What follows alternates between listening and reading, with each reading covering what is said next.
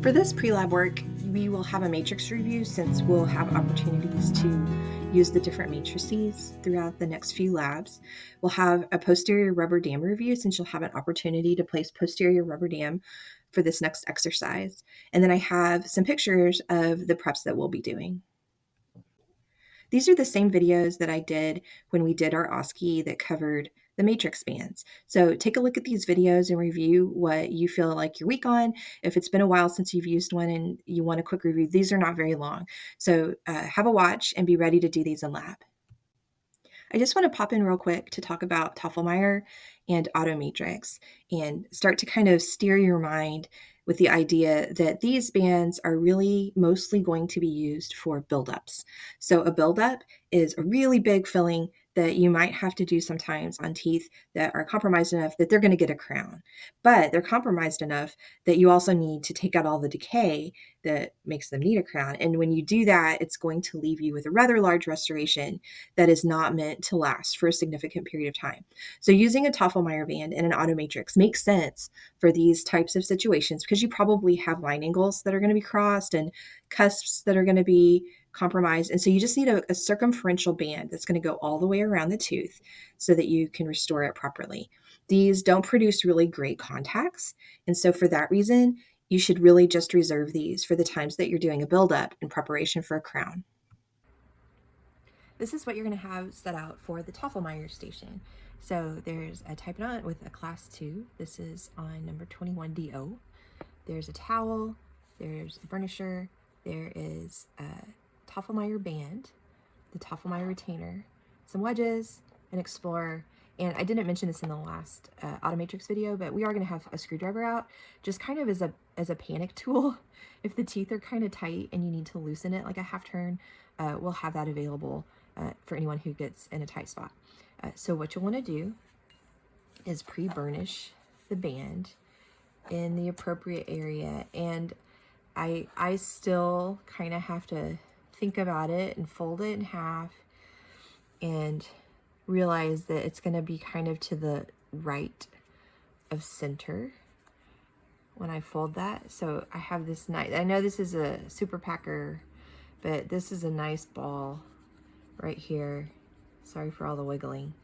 And I'm just going to pre-burnish it on this really soft towel so that I can get a nice curvature to my band like that. All right, so that is the first check off. You then want to create a loop. You want to orient your band, thinking about where things are going to be. You want to orient the band into the retainer so that the occlusal, which is the widest part here, this portion of the band is on the same side as this loop right here. So I'm going to go ahead and slide that in. I'm finding that my screw's in the way, so I'm going to back it out just a few turns so that I can get both ends of my band down into the little retainer box. All right, so making sure that the occlusal is on the same side of this loop is a check off. Then you want to secure the band with this back screw, and that's all the way through the first 4 checkoffs already. So now what you want to do is you want to correctly orient the retainer so that it comes out of the patient's mouth. So I'm going to want it on this side so that it comes out this way. So this is where we do that little trick where I loosen the end screw just a little bit. I'm going to put a finger underneath it just to make sure it all doesn't fall out. And then I'm going to go under the tine and into that little space. I still need these little guys sticking out of my box. And then once it's in that little space there on the correct side, I'm going to re-tighten my back screw. Okay, so that's the big one, right? That's the check off to get it oriented correctly. And now it's going to come out of the patient's mouth. Ooh, see, I've already got a tight tooth. I'm going to I'm not going to panic. I'm just going to do a little half turn there with my screw. Okay. So I'm going to leave this with y'all with that canine loosen. I think it needed a little turn there. So I've got it on the appropriate tooth. May need to loosen the screw a little bit. That's a part of the checkoff itself. Now you've got to tighten the band on the tooth. So to do this, you're just going to turn this inside bigger screw, and that should pull the little box back and will tighten the band on the tooth. Okay, You want to make sure you got a little bit up above the marginal ridge area. He's a little loosey-goosey, so I'm going to tighten him just a little bit.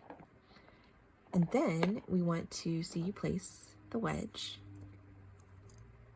into the proximal contact. Remember, this is a different wedge. There's a large wedge and then there's a slim jim. This one's more of like a little equilateral triangle, so it doesn't really matter. But you do want the base down at the gingiva, so the flat, and then let a triangle come up into the gingival embrasure towards the contact area. So you just want to place that. If you need to move it to the lingual to get a nice closed gingival gap, that's the other part of this. So you might pick up the Explorer, investigate, really make sure that that gingival area is closed. And then even though we pre-burnished, the next check off is to re-burnish. This is kind of a small prep. I'm going to switch to a smaller side. So come back and press really hard to, the goal is to thin out that metal up against the adjacent tooth so that you've got a nice contact. If you need to make any adjustments, if it got too low on you, this is the time where you can do that. So I'm going to loosen it up a little bit, raise it up just a smidge, and then tighten it. Sometimes when you tighten it too much, it pulls it, back down tighter up against that cervical area. So it's okay to go back and adjust and make sure that it's everything that you want it to be before you do your restoration. So that is all of the steps except for demonstrating removal of all the parts. So again, if I can come up with enough cotton pliers, I'll have that available to take out the wedge because that's just easier. And then we want to see that that you could just loosen this back screw and the whole thing just kind of comes off. And then you can remove your band. When you have a restoration there, obviously it'll be a little bit harder to get the band out, but that checks off all of the components for the Tafelmeier.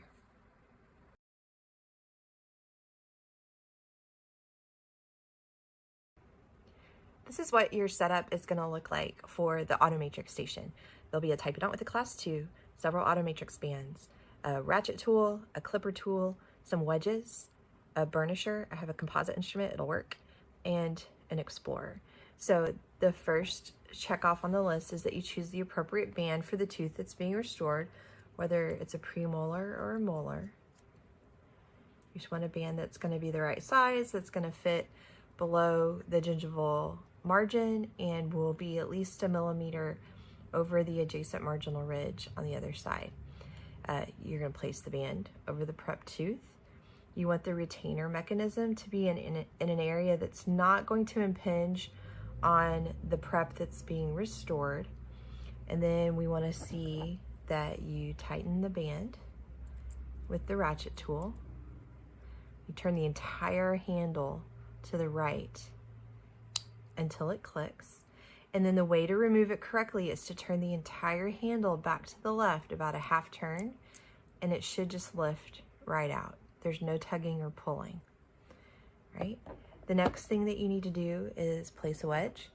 Really the right way to place a wedge, if you look at the wedges, there's a base to the isosceles triangle. The base is down at the gingiva, and the rest of the isosceles triangle fills that gingival embrasure space. So we just want to see that you know to place a wedge and that you check, you might pick up an Explorer to do this, that you just kind of check visually to see that all those areas are closed really nicely. If they're not, we want to see that you might consider switching in order to close up any gaps a little bit better, okay? So you place the wedge, you want to check that the wedge completely closes the gingival contact area in the prep. Then we want to see that you burnish it. So you want to pick up the burnisher and you want to come in and just really press up against the band, against the adjacent tooth, in order to have a nice contact area when you place your restorative material. All right, so after you've burnished it, we're going to assume that you did your restoration. You're going to use the clipping tool to remove this top portion. It's just this little bit that's sticking up above that. It should just clip right off. we just want to make sure that when you remove this, that you seem aware that you need to remove all the little metal pieces. The wedge is going to come out. I might consider, I might have some cotton pliers there if I have enough to be able to do that. But that you just make sure that all the little metal pieces are gone and you don't leave anything behind on your patient. So that checks off everything on the AutoMatrix. Any kind of sectional matrix system that you have is probably going to be your primary workhorse when it comes to operative. So anytime that you have a class 2, it's good, it's okay to use the Garrison sectional matrix system that we have. There are situations where you'll run into things like, say, an MOD, where you have a proximal contact on each side of the tooth. And there's other situations, say when you're doing a quadrant and you've got multiple back-to-back proximal lesions that you're going to have to restore. And there are occasions, and we'll talk about some of these situations, where I might throw in something like an AutoMatrix or a Toffelmeyer just to help me get started in restoring all of those walls. But for simple, straightforward, one proximal, even MOD, 2 proximal contact situations, you can get away with the Garrison matrix system, and you should be able to produce good contacts. This is the setup that you'll have for the Garrison band placement. I'm improvising a little bit here because I don't have one of your blue bands, but this is a blue band from another brand and it's short too. So I'll be using that, and I don't have the forceps. So I'm going to be using some rubber dam forceps because that's all I've got. So just realize I've got a couple of substitutions here, but you're going to have a couple of matrix bands. I'll probably actually have a few more sitting out there because you're going to do the DO and you're going to do an MOD. You'll have your orange and blue. You'll have some wedges. You'll have the forceps, a burnisher, and an explorer, and a Typodont with the appropriate preps in it. So what you want to do is, I'm just going to do the DO for this video. So you're going to place your band, and you want to place it smiley side up into the proximal area where the prep is, and then you want to place the wedge in the gingival embrasure. So you can check to see where the bottom is, make sure that the point of the triangle is up as you place that into the gingival embrasure. Then you want to pick up the 3D ring. You want it to be to the outside of your patient's mouth. And then you want to place it over the wedge, moving the band out of the way just a little bit so that it seats over the top of it. At this point, we just want to make sure, one of the checks is that you didn't really alter the shape of the band in a way that's going to affect your restoration. You might make any adjustments to closing gaps. So at this point, you just want to show that you're inspecting it and making sure that everything's good. You don't have to make adjustments necessarily, but we want to see that you checked it. And then we want to see that you make adjustments to the band for the contact area, and that includes burnishing. So again, you're going to come in kind of at the base on your gingival floor, and you're going to really press up against the band to try to recreate a nice little contact area there on the tooth. Okay, so that satisfies all the boxes for the first one. What you would then want to do is go ahead and take everything off, because you need to reuse that orange band. And why not? Let's go ahead. I'm going to just use the little premolar band on this side, because that's what I got here ready to go. Remember, you want smiley face up. Oh, I don't have a second wedge.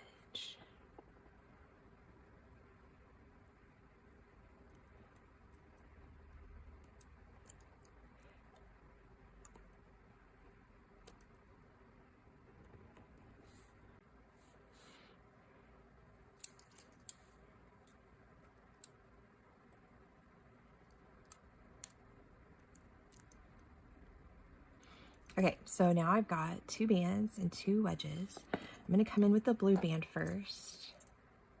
And you really would have used the blue band. I should have done that on the single second class 2 prep. But really, either band is going to work. Y'all just only have the blue band. But again, you want to make sure that these are coming out of the patient's mouth. You want to get them on without altering the band in a way that's going to affect your restoration in a negative way. And then we want to come in and burnish both bands, just like we did on the single one. So just a little bit of an extra step. You should have plenty of time, especially if you've practiced, to get these done. You can also kind of show, you know, coming in from the outside to make any adjustments to have a nice contour to your band. So that's making any adjustments necessary to close gaps and making sure that you contour the band, including burnishing, and that's it. You should be good to go.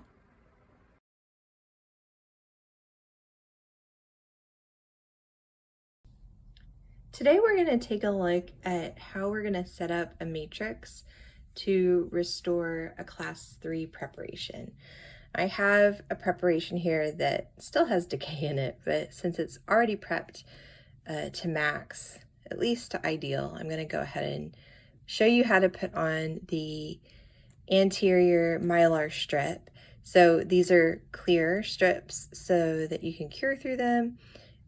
You can cut them down if needed. Sometimes they do come really long, and I cut them into usually thirds, but sometimes you'll find them cut in half, and it's still a little long for me sometimes. But all you're really going to do is you're going to kind of tease, almost kind of floss this down in the proximal contact area. You still have a little bit of a contact on a class 3, right? Because your incisal wall still needs to be in contact. In real life, if decay changes that, you might have a completely open contact there, but that's really only going to be due to decay. So what you want to do is you want to kind of angle it down so that if it starts to get into the gingival area, it's actually hugging up to the tooth that you're restoring and not going down the side of the papilla that's closer to your adjacent tooth. That way, if you choose to, when you wrap it around, you can get really nice and snug up against the contour of the tooth that you're restoring and be, definitely below that gingival wall of that tooth. Okay, so once that's in there like that, you're going to want a wedge. We typically carry 2 different shapes of wedges, and I'll have those on the cart for you. One of them is a little bit taller than the other. So, just kind of depending on the patient and their gingival embrasure area and how the teeth might possibly be twisted or, really anything like that. You just keep in mind that you have options. And if you feel like it's not snugging things up against the tooth the way that you want, you could consider switching the wedge that you're using. So it's going to go between the adjacent tooth and your mylar strip. And then that way everything is going to be able to be nice and tight up against the tooth that you're restoring so that you can help get a nice contour for that should you choose to fold over your strip. So that's pretty straightforward. At this point, you would etch and rinse. You would apply your bonding system and thin it out with a little bit of air and then cure it. And then you could go ahead and place your composite in 2mm increments, curing with each increment before you're ready to go ahead and do your finishing with your burrs and your hand instruments and then your final polish. Before you start doing all of that, once everything is cured, of course, you will remove your wedge. I did the wedge from the buccal because that's easy on a patient. Sometimes though, you might find that placement from the lingual gives you a better snug fit.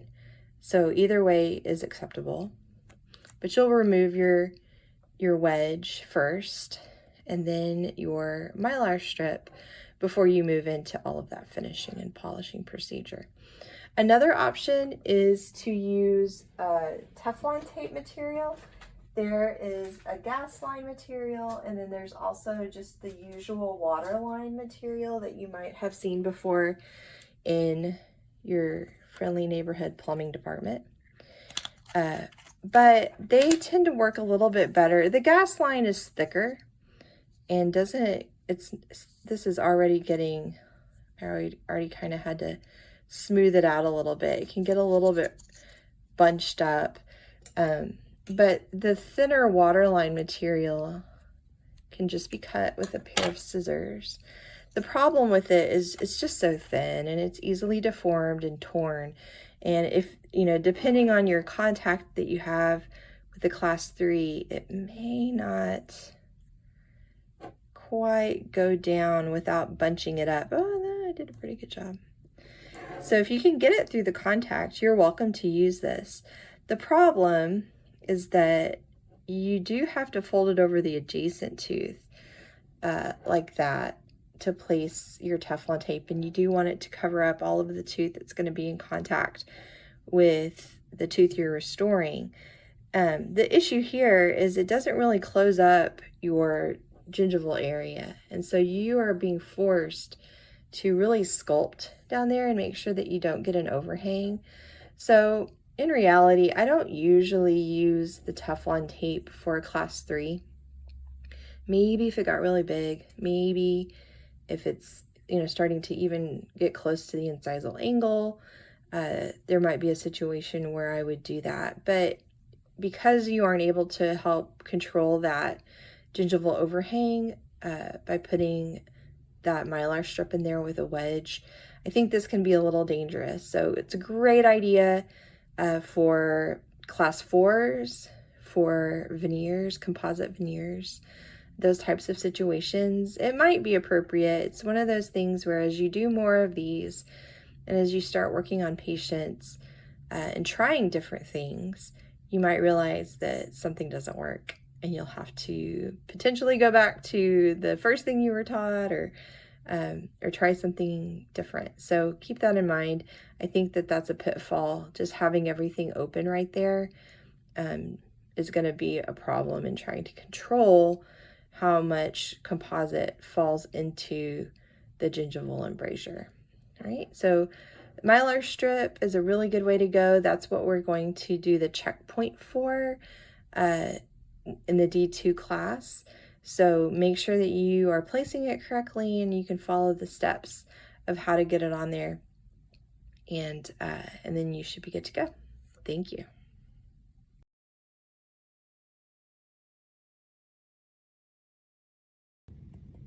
Okay, so the first thing that you'll do in lab is you'll do that anterior isolation, and then you'll do the prep and restoration for that central incisor. And so now what we're going to do is you can either extend it, but if we went through that nice process of cutting it off, you're not going to be able to do that. So I have a fresh rubber dam here, and I think we're going to be isolating for a premolar in the upper right quadrant. So what we're going to do is we're going to isolate the entire quadrant. So I have my maxillary kind of facing where my patient's maxilla is, and mandible on the bottom. So I'm going to be punching holes all the way to the midline. But remember, this starts with 1. So if I were to kind of keep this a little bit more accurate, since our typodonts don't start with 1, I'm going to start punching holes here. So that's 2, 3, 4, 5, 6, 7, 8. And I'm going to go all the way through 8. So if you want to mark that just as a reminder of where those are going to go, that might be helpful. And then I still have my punch set on that kind of almost the largest one because I think it does a pretty good job. I might go back and repunch this last one for number 2 just so that when I stretch it out over the clamp, I don't accidentally tear it. Now, if it accidentally tears, it's not the end of the world. We'll get you another rubber dam and everything will be fine. So, you know, they're all, you know, as much as these companies try to manufacture things the same way, some of them just kind of have defects and they'll tear on you. These are not old, so it's not because they've been sitting in a closet for years. We buy them fresh every year, but they do get old. So if, sorry, I'm pressing down on my punch while I'm trying to fit it through, it doesn't work.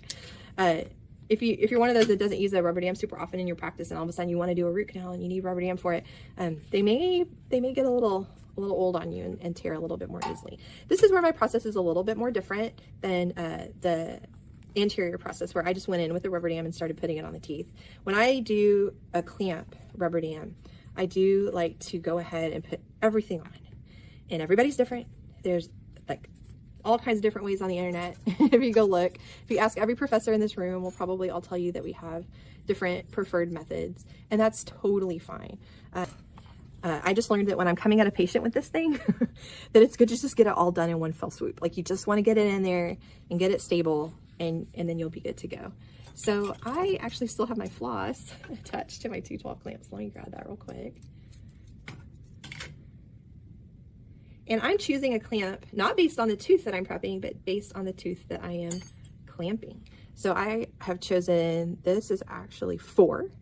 And I picked it not because I have them all memorized, which, I mean, you can, I'm just not the kind of person that wants to use that much of my brain to remember what every single clamp is for. But I picked it because it's big, right? Like that looks good for a molar. It's got some nice prongs on it. I personally like to use the winged clamps, and you'll see why in a little bit. But I do want to get my floss on there. And then the other thing, I think it's helpful to just kind of put it on your patient to help you orient, especially when we're going to be upside down and backwards a little bit. But you want your clamp, right, to go posterior. So that's how I want to put it on my tooth right here. So I did not use the biggest hole. Maybe I should have. We'll find out here in a second. But I'm going to stretch that hole all the way over those wings. It's a little crazy. You can see why a little bit bigger hole might have been preferred. But this is why I like the winged clamps, because I want to do it all at once. And to get it to stay on my rubber dam, I need it to fit over those wings like that. So now I got to get this in my patient's head. So again, orientation wise, I'm going to be holding this upside down and pushing in and down over that most posterior tooth. So I want to put the little prongs in the holes. And now, and you can cheat and peek, you'll get better at it as you go. But I need to open the clamp and spread it so that it goes all the way over the crown of the tooth and down onto the cervical part of the tooth. Now I'm fiddling with this because I got a little bit down on the gingiva, and you don't want to do that to your patient necessarily. They'll be sore for a little while, but it's stable, right? It's not really moving. It's nice. And you can check, get in there with your mirror and just make sure that all 4 of those little prongs are hanging onto tooth structure where they need to be. I'm going to do the little circle there with my floss so that it's out of the way. And that is step 1. And it's probably the hardest one, right? But you'll notice I had this a little loose. I don't have all of my rubber dam onto a little prong quite yet. I just needed a little bit of that flexibility to push back into the patient's mouth. You can see I've got maxillary at maxillary, mandibular at mandibular, and I've got all these nice holes that are going to come all the way up to number 8. Now I'm going to steal one of my ligatures that I cut for the other one. You could obviously cut a new one off of here. But once I have the posterior anchored, what I like to do is come and find my number 8, because I know that's the hole that I cut to, and I'm going to anchor at my central, okay? And so now all I have to do is figure out where all the holes are.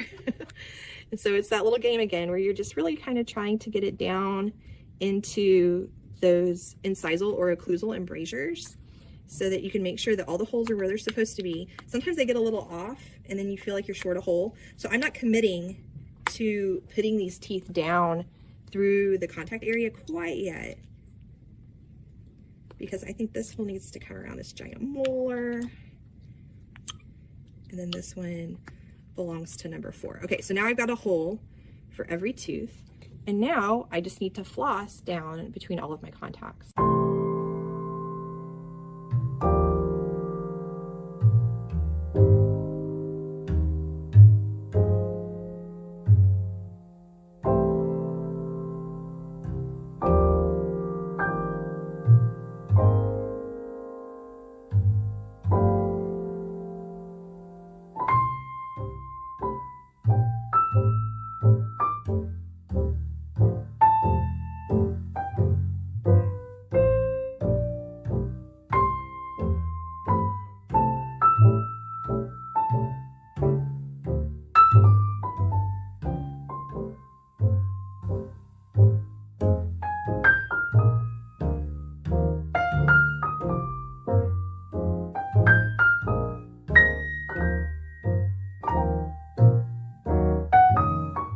Now, one of the things that I didn't talk about earlier is now that I've got this down here, I don't need to have the rubber dam on the wings. And so I'm going to carefully use my Explorer to take that little piece of the rubber dam off and then slide it back underneath the wings. And that's just going to provide for better isolation.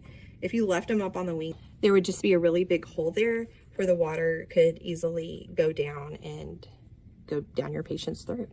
Having a rubber dam like this is a really nice way to collect all of the water just right in this area and have the high volume evacuation there to suck it all up.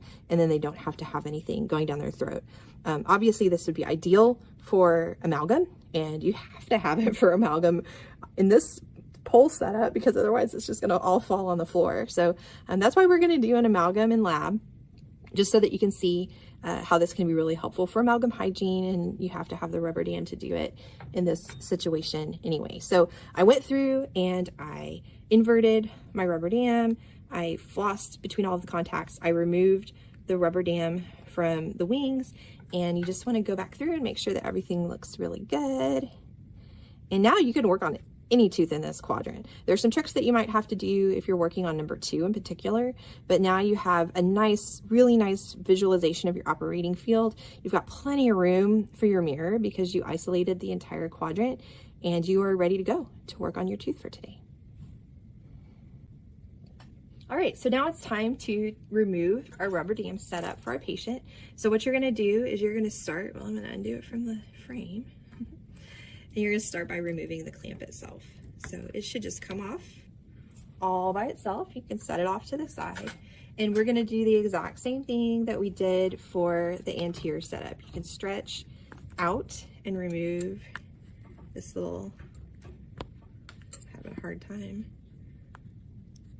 because I'm grabbing rubber dam, this little ligated piece, so that it's a little bit loose up at the midline.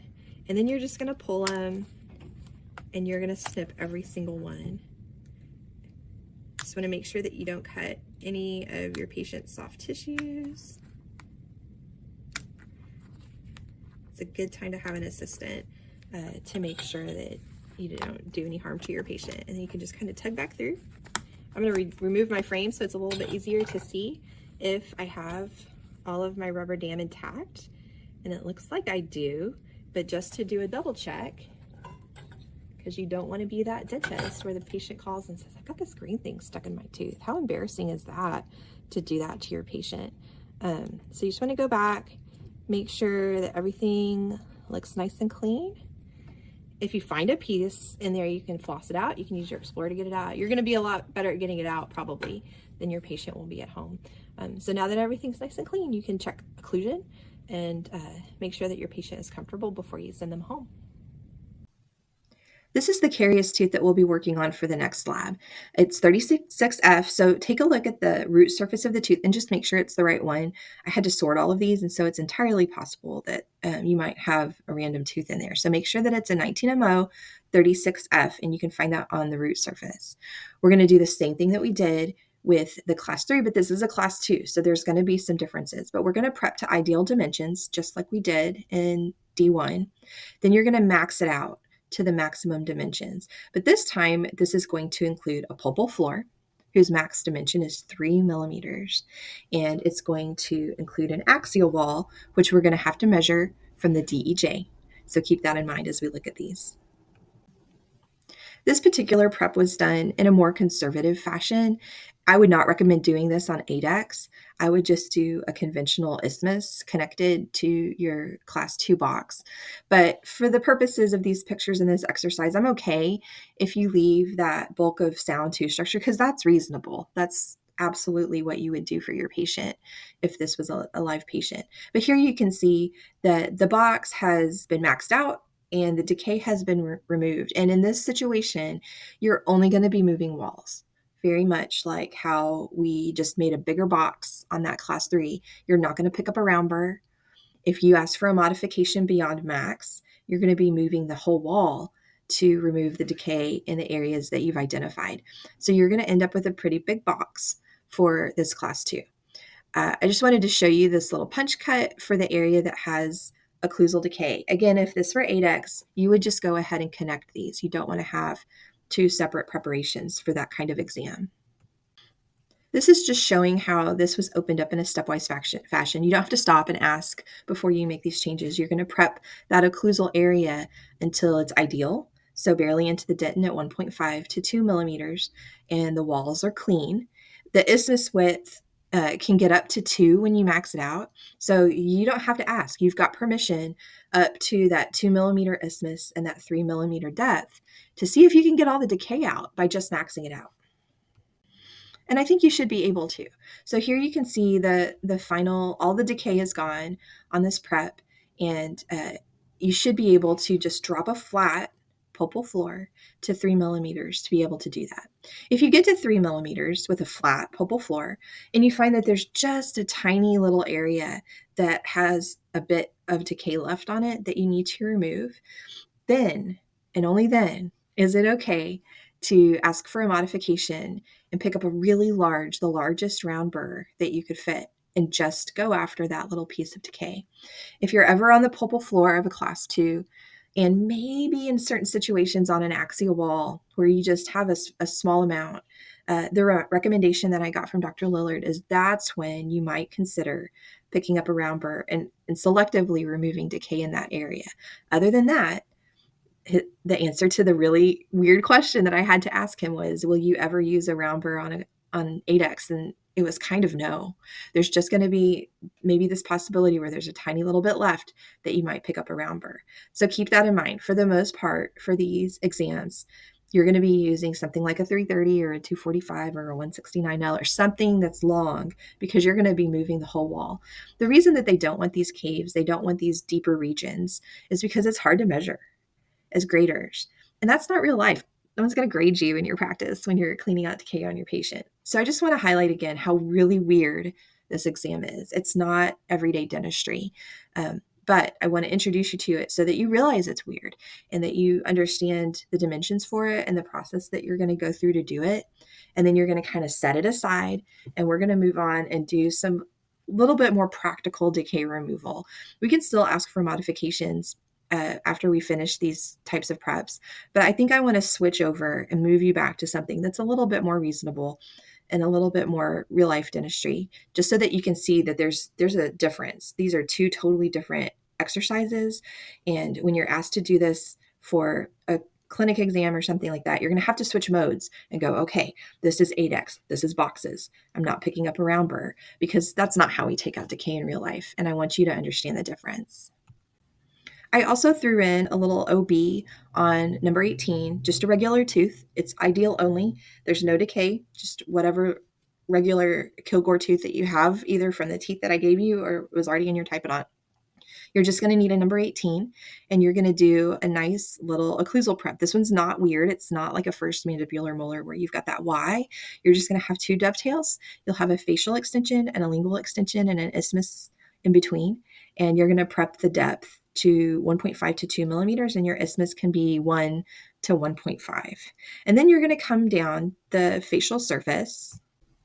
You want to find that buccal groove, and you want to trace it all the way till it kind of sits down, kind of snuggles in between those 2 cusps, and right above where you start to come up to that height of contour, that's where you want to place it. Don't place these too high. Now, in the end, you could see decay all the way through that groove, but a lot of times you'll see the decay just sitting right there on top of that bulge as it starts to come out into the height of contour. So make sure that you mark it and that you bring it further down where that buccal groove really ends so that it's more realistic.